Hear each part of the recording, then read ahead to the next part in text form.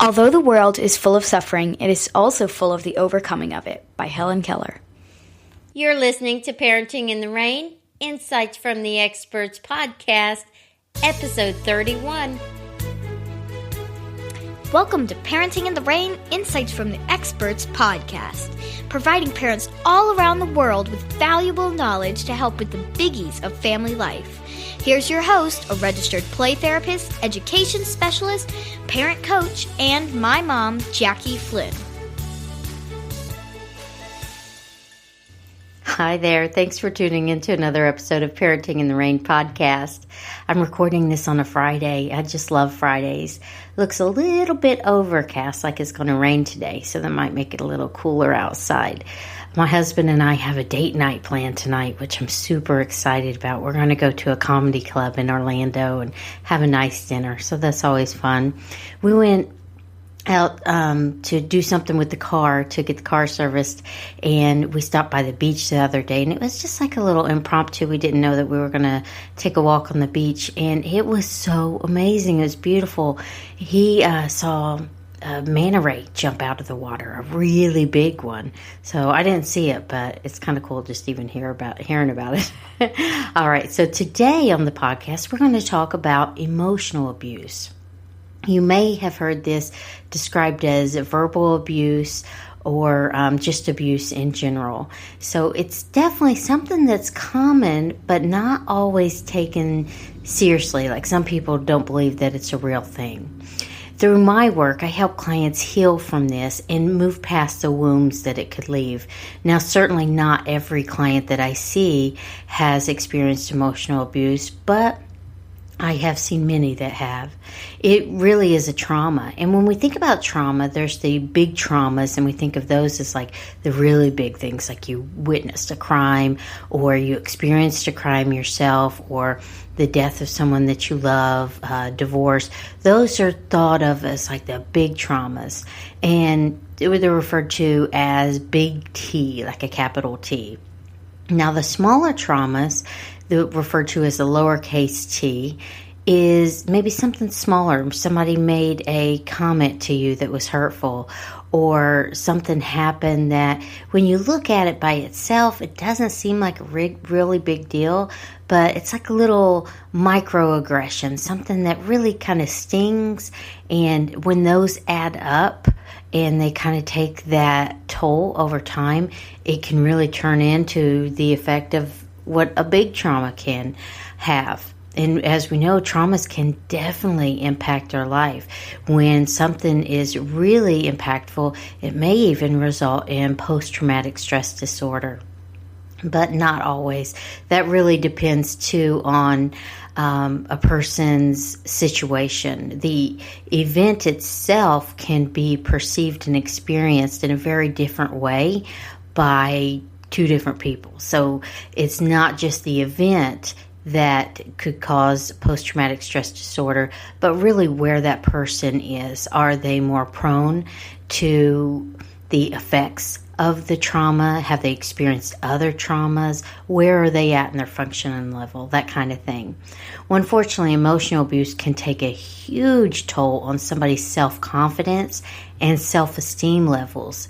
Being in an emotionally abusive relationship can really have people kind of questioning their own life choices and their own self-worth, kind of looking at the big picture like, hey, can I trust my judgment?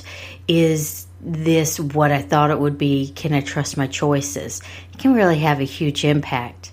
Now, today's show is focused on helping parents specifically recognize the signs of problematic areas of emotional abuse and choose better, healthier ways of interacting with each other as parents and family members, whether they're together or separated, and also how they interact with their children.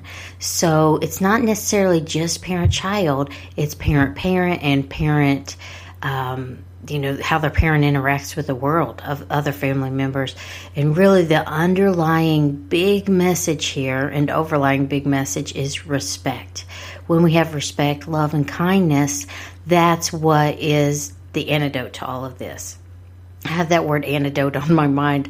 I just recently had level 1 and level 2 training in Gottman therapy. It's a method of couples therapy that is it's top notch. It's amazing.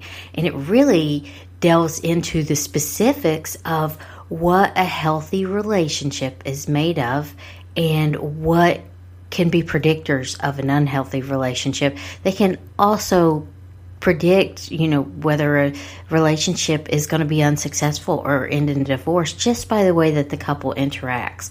So a lot of my knowledge from that and working as a therapist that specializes in trauma through my EMDR therapy, it really makes a difference in how we treat each other, a huge difference. Now, let's talk about what actually is emotional abuse.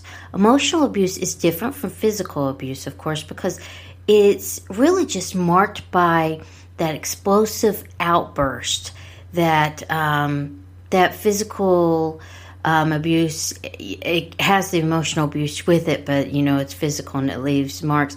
But the emotional abuse could be physical outbursts, or it could be real subtle, real passive ways of abuse. So it doesn't have to be loud and obnoxious and mean.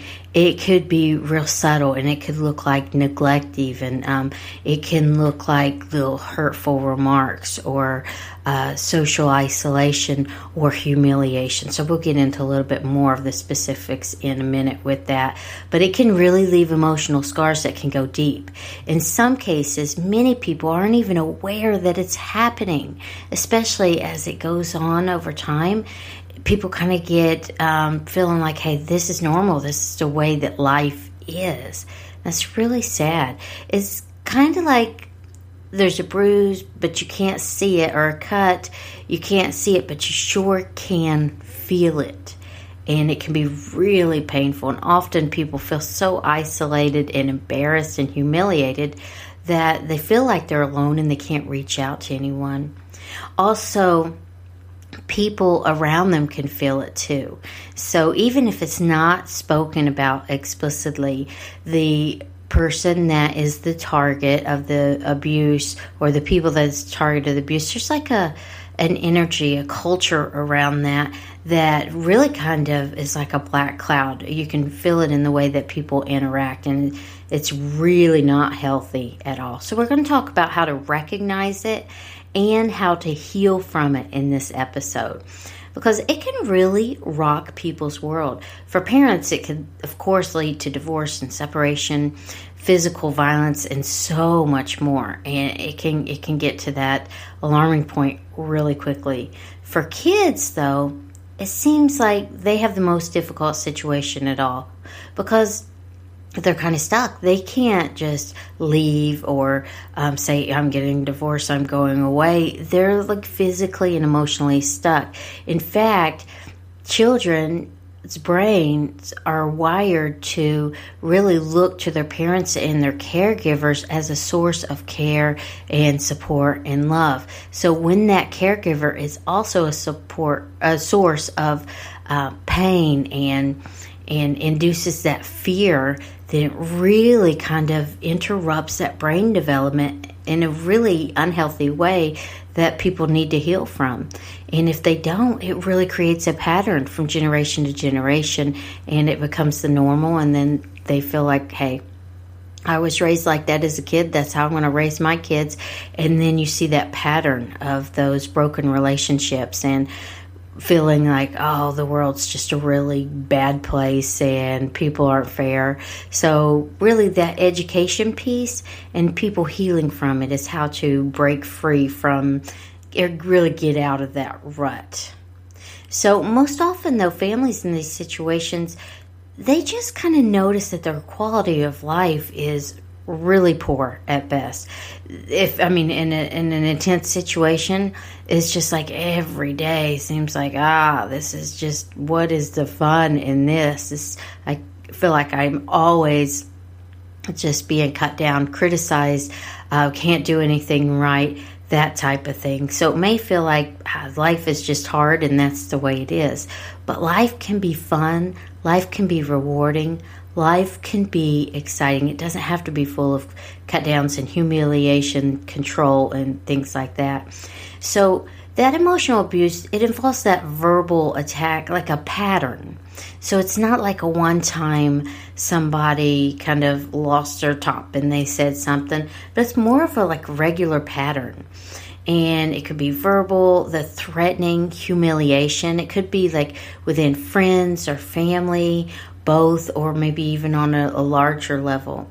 It definitely involves that control, has that bully type behavior, like that really trying to make somebody feel bad for the purpose of making yourself feel better. And sometimes people don't even realize they're acting like this. They don't realize that they're doing like this because that's the way that they were raised, and they feel like it's normal to have like those threats, that inducing fear, just that perpetual criticism that just seems to be ongoing. And life can be so much better than that. So it also involves, like I said, that more subtle stuff, like the subtle tactics like intimidation, control attempts, like I've seen where like in couples, one couple really has to kind of approve where the other couple goes, if they go to the grocery store or if they go there, and really kind of keeping their thumb on that person. That can be a sign of it as well. And definitely shaming and manipulation. That's something that's a sign of it too. So there's lots and lots and lots of stuff on the internet about it, but if this is something that sounds familiar to you, you may want to reach out for some emotional support, whether it's through a group setting or perhaps a therapist for individual therapy, that type of thing, to help you heal and move on from it. Sometimes when the emotional abuse is going on, the person that is abusing can like accuse the target of being like too sensitive when they get upset, and then it's like that's just another thing that's wrong with you. So that real contemptuous kind of critical, like something's wrong with you and you're wrong for even feeling this. So in these cases, respect, empathy, that really just kind of, well, how does this make somebody else feel? Being able to look outside yourself and not be so self-absorbed in your own situation, but think, how does my behavior affect somebody else, both on a parent level, a child level, whether you're in the workplace, whether you're in that big picture setting, and just that compassion. That's what really helps. But those things are often like low or non-existent in emotionally abusive situations. Many times the person abusing will share personal information in like a really like a chastising, like a cut down way, in an attempt to really demean their target and make their target look less than. They really often know their target so well that they know exactly, and it's painted in like a way that is not accurate, but it gives the person doing the abuse maybe like a little high, a little rush. It helps them to feel good about themselves for a small amount of time. So it's important to know that often, a lot of times that people that do this, they have been the target themselves too, so it may feel normal. So if this is something that you feel like is a behavior that you exhibit, you can reach out for that support as well and heal from it and really improve the quality of your life and the quality of the lives around you. Often there's teasing, but not all the time. That's really a personality-based thing. I've seen different situations where people were involved in relationships where it's really that subtle kind, and sometimes it's really blatant, and sometimes it's both. So if you think of it kind of like on a continuum from low impact to very intense, substantial impact. That's as it has a substantial impact. There's variables in there, like the target's background and how their life has been, but also the intensity and the types of emotional abuse. All of that kind of plays into how much of an effect it has on whether it's a child or whether it's a partner in a couple's relationship or whether it's in a work setting. They tend to kind of disregard one's accomplishments, hopes, and dreams, really minimizing that person's feeling of worth and like nothing that they do is worth even kind of acknowledging that it's worthy of something, trying to make that person feel bad. And again, it could be unintentional, but it's really important to recognize it because it can cause some wounds that are long lasting. So the purpose of the emotional abuse is really just that they just really want to overpower the other person, really want to have that feeling of, okay, I'm worthy, I can control someone.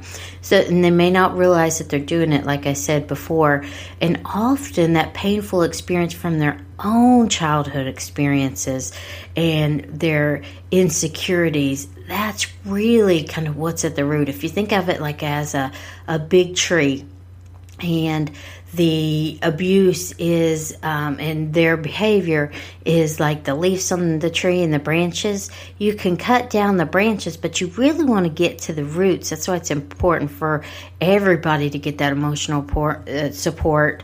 And as a therapist, I really know that EMDR therapy is a great approach for this, but it's certainly not the only approach. But get in there and help pull those roots up so you can really stop that pattern in its tracks and really have a healthier way of communicating with others within your family and within the world, because you don't want your kids to kind of carry that on either. And you may be thinking, well, my family feels great, but I see this in other families as well. And it can be a really sensitive topic because stuff like this has a lot of pain with it. So it's one of those things that you may not want to kind of call them out on it directly, but having the information on it can make a big difference. That's why I felt really that this episode is so important, and I've reached out to one of my colleagues that is so good in this field. So she is the guest on this episode. Her name is Laura Reagan. So emotionally healthy people. So let's kind of take that focus to what do emotionally healthy people and families do? How do they treat each other? Well, they treat each other with respect, kindness, and compassion. And when we think about our kids' brain development, and Bruce Perry has this amazing book on empathy, but that I think is called Born to Love. That empathy really supports healthy brain development. And I'm not just saying like on a minor level, like, oh, it's going to help them kind of be that kid that doesn't act out. It helps them lifelong. They have those neural connections that are made, like the world is a safe place and the world is a place that I can feel confident and secure enough in to really kind of dream and then work hard and follow my dreams. So it's the magnitude of being respectful, kind, and compassionate to our kids cannot be overstated. So often the emotionally abusive situations, the abuser themselves, they may feel like it's normal. They may feel like, hey, this is how, as a child, this is what I know. This is how everybody that I know, parents, this is right. So that's what one of the big challenges is really that awareness. In my addictions class, I, in my graduate study program years ago, had absolutely the best professor, Dr. Bryce Hagedorn at UCF in Orlando, Florida. Amazing teacher. The class was a little difficult, though. There was a lot of work in that class and a lot of learning about the effects of different substances and treatments and stuff, but it was a good class. And actually, it was an amazing class. And he assigned us to read this book, The Stages of Change. And that not only applied to the field of addictions, but at that time, I had no idea that I would work with clients that were experiencing addictions, because I thought, well, my field is I'm going to be working with children and families, and I'm going to help people with the really tough stuff through trauma. Well, it turns out that addictions are all part of that. A lot of times when people have really tough situations, they have that in different personalities and different experiences. Different people have certainly different responses, but sometimes people self-medicate. When we look at when people reach for substances to feel a certain way, it's because something is bothering them, and it could be this emotional abuse. So that's just another area that's you can really prevent a lot by just being respectful, empathetic. It's pronounced empathic, I think. Compassionate and loving to your child. It's really a biggie. But let's get back to that book, that Stages of Change.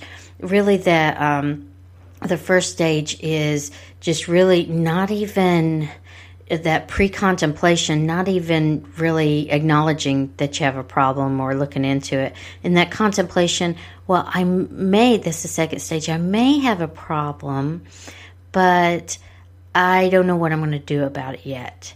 And then the planning for the next stage is really looking into, okay, I have a problem. I'm really going to plan what I'm going to do about it. And then there's the action stage, and then the maintenance stage, and then there's a stage for, if you relapse and you have to go through the process again. But some families in this emotional abuse situation, they may be in the pre-contemplation stage. They may not even realize that they have a problem. And that can be really tough. Or they may realize, hey, our life is really, really hard. My kids are acting up. They're doing poorly in school. Their behavior is just off the wall. Often you'll see like violent, aggressive type behaviors from the kids, or really just shutting down, that really just kind of going within. And so they see the effects of the emotional abuse, but they don't connect the dots that A is causing B. But when they get to that contemplation phase, and a lot of times that can happen through education, really learning about this, or when they take their child in for maybe behavior management therapy, or somebody at the school is noticing behaviors, they can look at different parenting strategies. And that's when things can start to change, when people start to change the way that they interact with their kids. Sometimes people that are abusing, they even feel like the victim themselves. And I'm real hesitant to throw around that word victim, because I know that it says so much, and I don't like the fact, it kind of, to me, and it's certainly not for everybody, it's a definitely opinion type thing, but I think the word victim implies that, okay, this happened to me and I'm just going to accept it and not do anything about it. Certainly that's not always the case, but I like to, in this situation, use the word target, because I want to empower people that, okay, if this has happened to you, you've experienced this, whether in your own childhood or whether it has been a part of your intimate relationship as an adult, either with your spouse or your significant other or with family members, that you can get past this. You can heal from this. I've seen it happen. I've witnessed it myself with many clients that I work with, and it is totally possible. So we're going to talk about how to do that on this episode when I share my conversation. I promise I'm going to get to that really soon with Laura Reagan. Sometimes people even, they don't even realize kind of what effect that had on them. So really, when people have that behavior, the therapist looks at it a really non-judgmental point of view. It's not a situation where you're like, hey, you're doing this, that's bad, and you need to do this. It's more of like pulling up that roots. Okay, this is what's happening, in a very gentle, kind, compassionate, respectful way, but in a way, especially through EMDR, is real helpful to help people use their entire brain to process through this stuff and to kind of reprocess it in a healthier way. And then that's when you see the change happen. But of course, like everybody that heals from emotional abuse, they don't necessarily have to have therapy, but I've seen it really help. Now, for parents, sometimes they'll look back and say, okay, this is how I was raised, but this is what I want to bring forward, but this is what I don't want to bring forward. So really having that intentional mindset of, okay, right now, these are the formative years with my child. I want to create a blueprint that is a healthy one. I want to create a blueprint of my child's whole impression of what a healthy family is, feels like, looks like, something that they can carry on when they have their own family. And that's when you can really make a big impact. So we're going to talk about how this actually works. I feel like I've given you a pretty thorough understanding of what it is, but now let's listen to my conversation with Laura Reagan, and she's just fantastic. She's a social worker, she's a licensed clinical social worker. She's a therapist in private practice. She's top notch. And we really we get into a little bit more about what abuse is, the emotional abuse is, how it can be between parent-child and friendships and families, and how it can happen slowly in the relationships, and how the long-term effects can be so big. She gets into kind of talking about what her experiences with clients have been like, and kind of what it can lead to. It can definitely kind of manifest itself into that depression, anxiety, and sometimes in some situations, PTSD. So it really can tax on people's feelings of self-worth, especially if they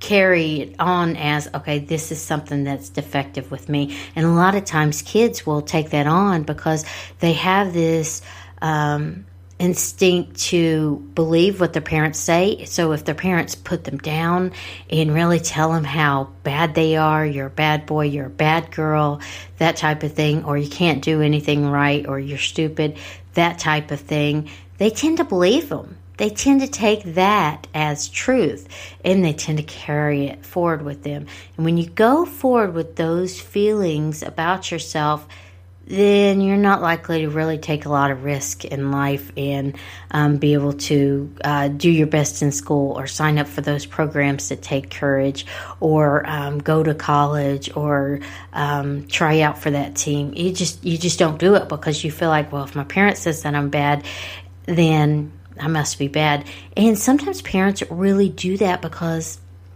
they feel like if I tell them how bad they are, then they'll be motivated to be good. Well, it does not work like that at all, not even a little bit. So also, if a child witnesses the abuse of the other parent, that's something important to say before we listen to my conversation. If the child sees parent-to-parent abuse, that can be really scary. And that can really affect the child's perception of what a healthy relationship looks like. And remember that blueprint concept. You want to make sure that their perception of a healthy relationship is good, because they're going to go out and be in their own relationships. So let's get to my conversation with Laura Reagan. Let me share a little bit about her before we hop on. She's my colleague. She's become a really good friend through this podcast. Being able to connect with other podcasters that are therapists has really been an amazing experience for me. I really love it, and I love podcasts anyway. I like listening to audio back and forth to work. I find a lot of information in that, and a lot of entertainment. So Laura is the host of Therapy Chat podcast, and she's also a licensed clinical social worker in Baltimore, in the Baltimore area. She's she has a private psychotherapy practice, and I love learning from her, and I'm excited for you to hear her. She specializes in trauma, and in this episode, you'll hear her talk all about her work, and she has a free ebook, Parenting After Trauma, for you as well. So stick around to the end of this episode, and I'll give you a link of how you can download it. So here's my conversation with Laura Reagan. Hi, Laura. Thank you so much for coming on the show today. Thank you, Jackie, for having me. I'm really excited to be here. Now, in the intro, I defined emotional abuse and what that really means, like on a clinical level. But knowing that you work with a lot of people that experience emotional abuse or have experienced it in their past, what are some things that you observe with your clients? Well, emotional abuse has a lot of effects, and it can be really something that people aren't aware of. So I work with a lot of people who have experienced childhood abuse, physical abuse, sexual abuse, emotional abuse, and neglect. Mm-hmm. And when talking with those clients, no matter how long ago it was, so often people who may have experienced extreme physical abuse or been sexually abused for years and years and years and years and years, what they focus on the most in therapy is the pain of having been put down, criticized, told, what's wrong with you? Why are you always screwing everything up? Why can't you do anything right? And those kinds of things which parents may say and not even realize that how harmful it is to a child. So it's kind of like that spectrum between just saying things without thinking that can be very hurtful to a child and not realizing the effects, all the way to deliberately,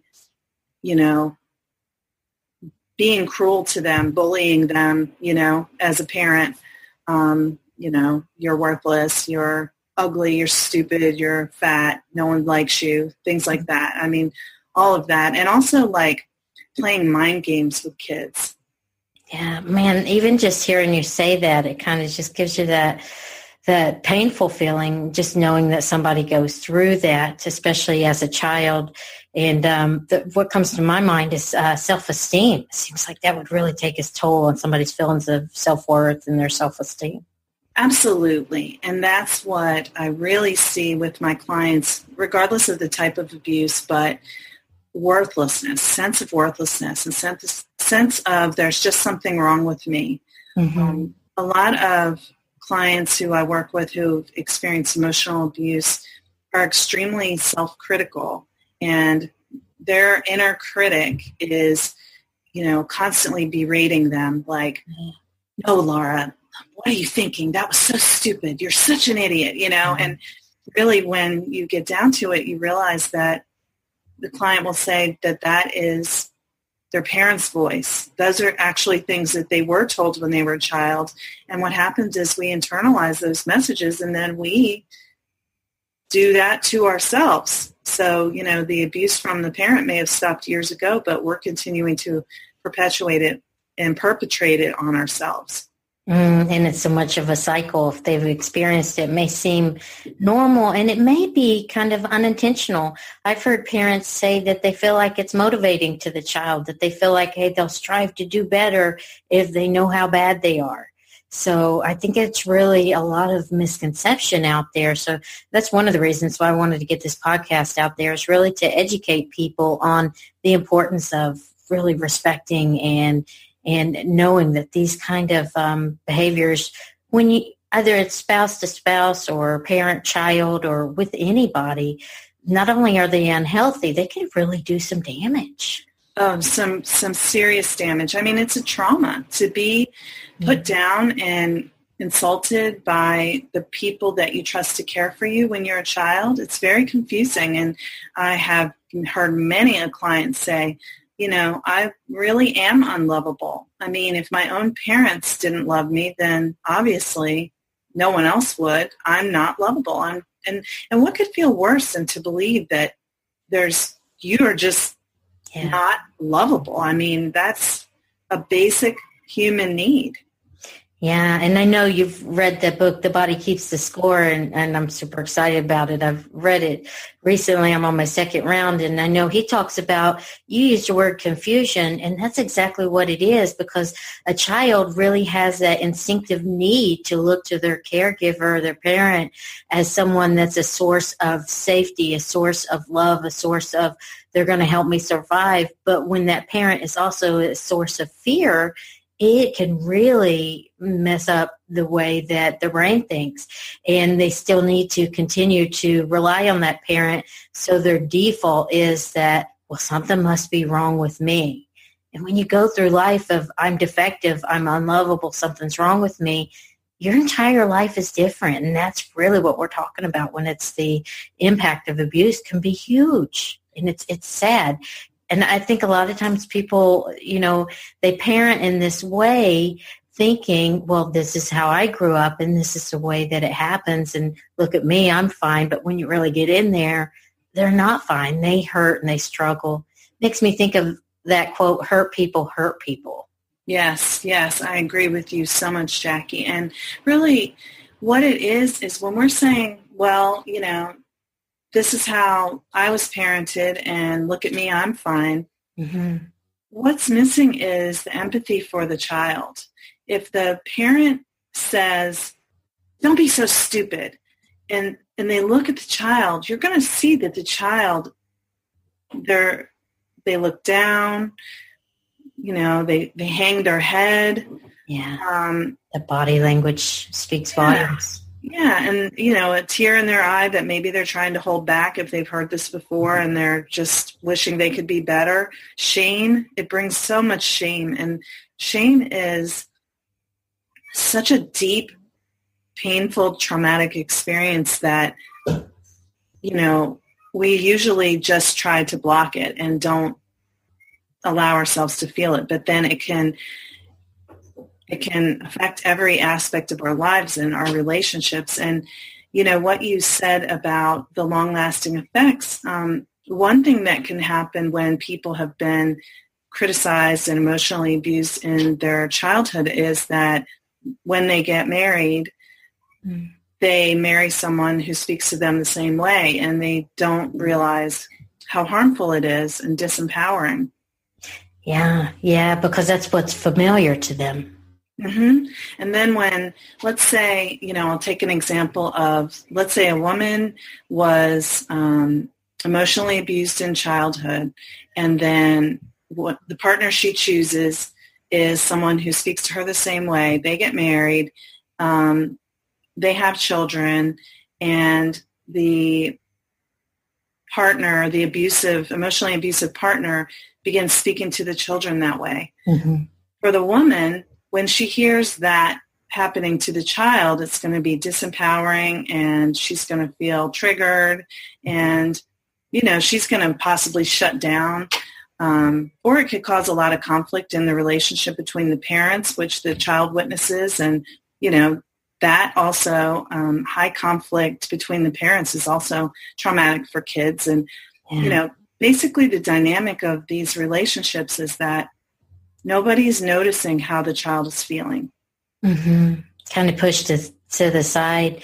Now, I know you're a psychotherapist that specializes in trauma, and you're awesome. I listen to your amazing podcast, the Therapy Chat. But when you have clients that are presenting with that effect, that shame from the emotional abuse, how do you treat that? And I know many of the listeners may never have even been to therapy. So kind of speak to how can people heal from this?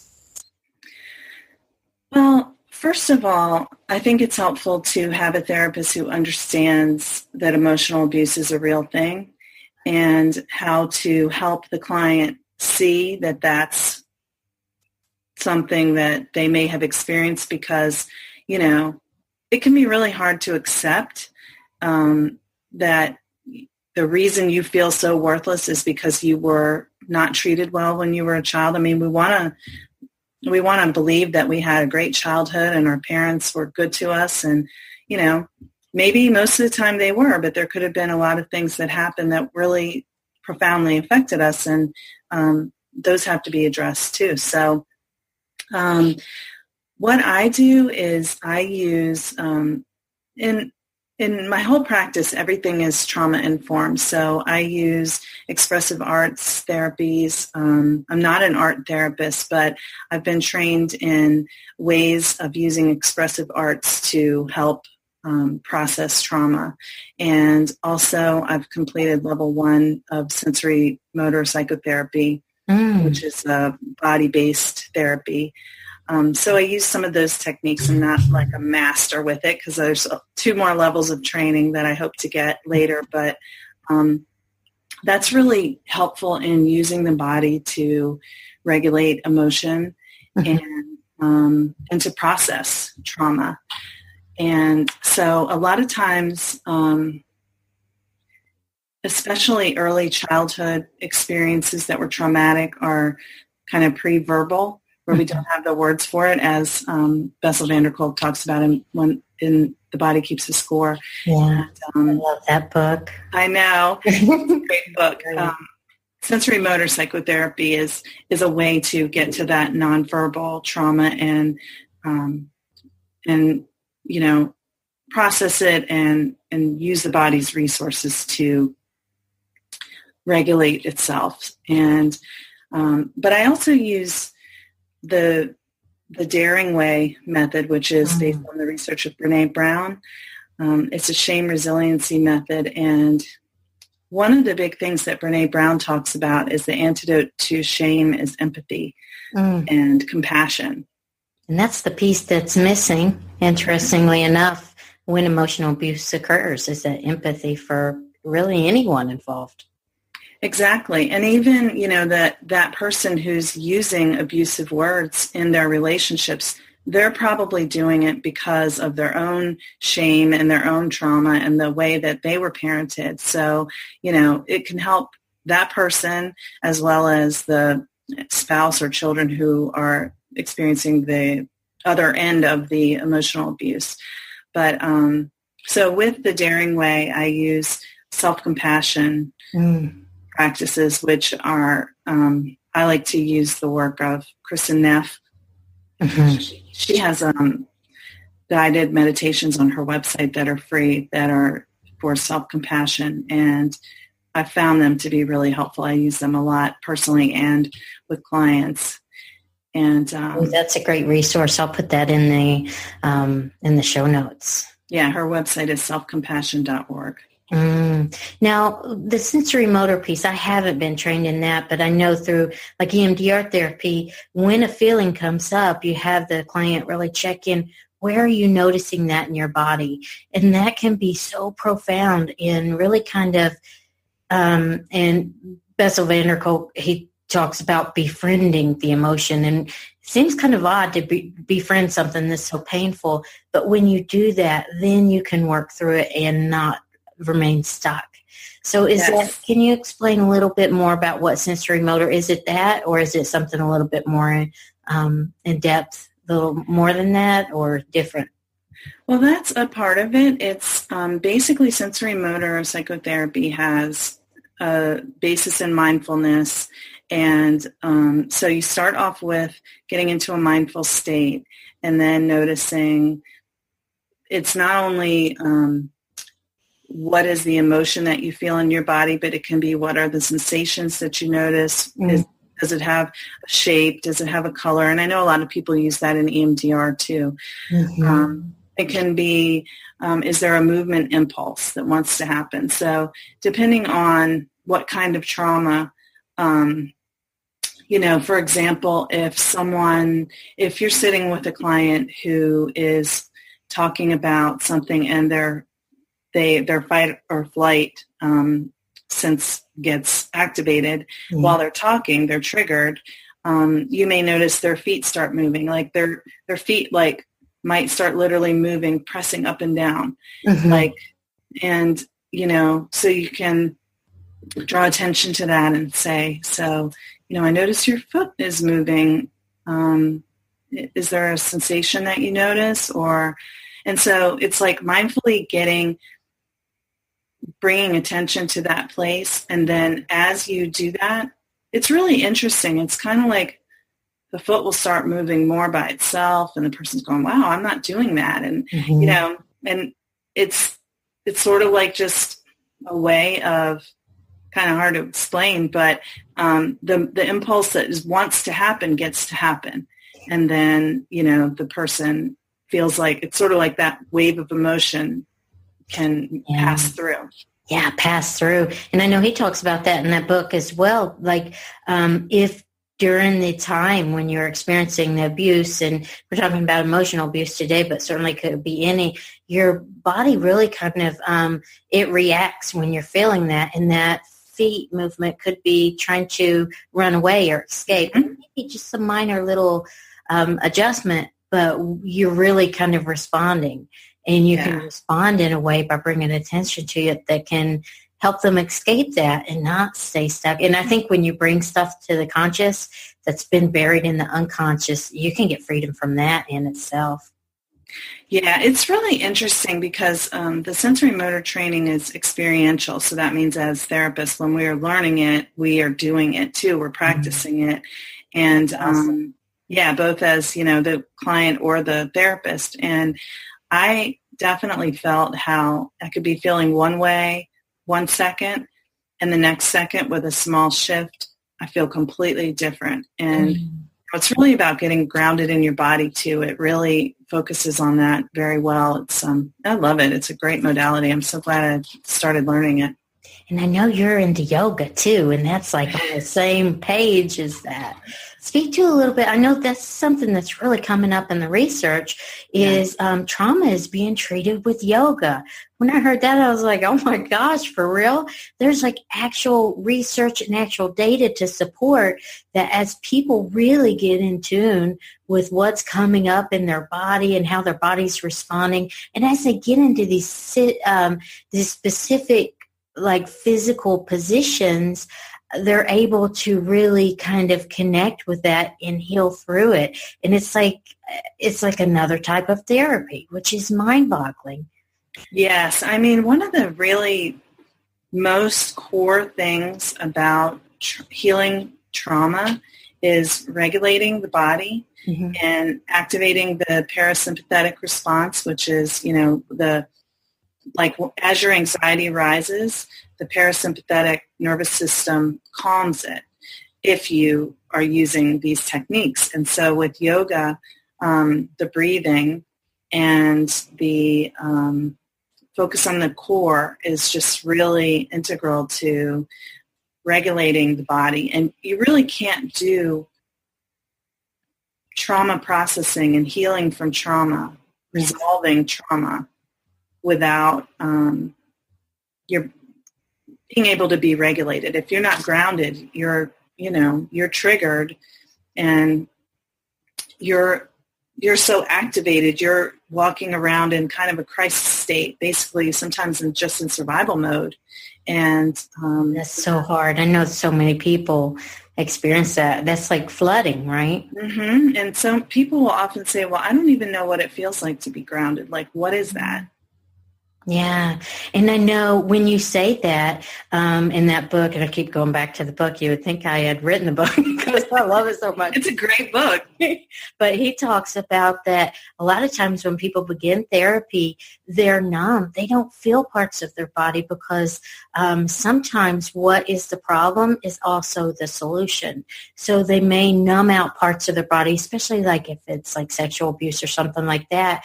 They may have, to survive the situation, numbed out part of their body. And if it's emotional abuse and all of that is intertwined anyway, certain parts of their body are numb. They don't necessarily feel it. And then they really remain stuck. When you get into like the sensory motor stuff, get into yoga, then you're accessing that. And when you access it, you can address it. It goes so much deeper than just that cognitive behavioral where you're just talking and thinking of coping skills. It really gets underneath all that and helps you heal on a deeper level. Yes, Jackie. One of the things he talks about in The Body Keeps the Score is that your client might be sitting there in front of you and they're talking and they're talking and they're talking, but they're really not in their body at all. Mm-hmm. They're in their head and there's nothing below the chin. And if you were to ask the client, what are you noticing in your body right now? I hear it all the time. There's nothing. That's what people say. There's nothing. It's just empty or numb. That's what they'll say. And so that's when you know that you need to get into the body to help. All this talking, we can understand all about it, but we're not doing anything to heal or process the trauma because we're just in our head. Mm-hmm. And we're not getting into the, and he talks about in the book all the different parts of the brain. Like we're in the prefrontal cortex. We're not in the amygdala, the part where the emotions are, the primitive parts. Yeah, if just learning and talking was the case, talking definitely can be cathartic, but just having the information really does. It's good to have the information, but if that was the case, people could just read books and then they could heal, but it really goes much deeper than that. And that connection is so important too. I think when we have those clients that don't feel that in their body, it's just a sign, okay, there's some more work that needs to be done. Right. So in therapy, someone who goes to therapy for healing emotional abuse, you need to feel that the therapist gets you. You need to feel like there's a connection, that they can get what you've been through. And because we tend as clients to minimize, well, yeah, my mom, she used to put me down and stuff. That's just the way she was. But it didn't really affect me. But I do think there's really something wrong with me, and I'm just this worthless, unlovable person. And it's like, no, those two things are actually connected.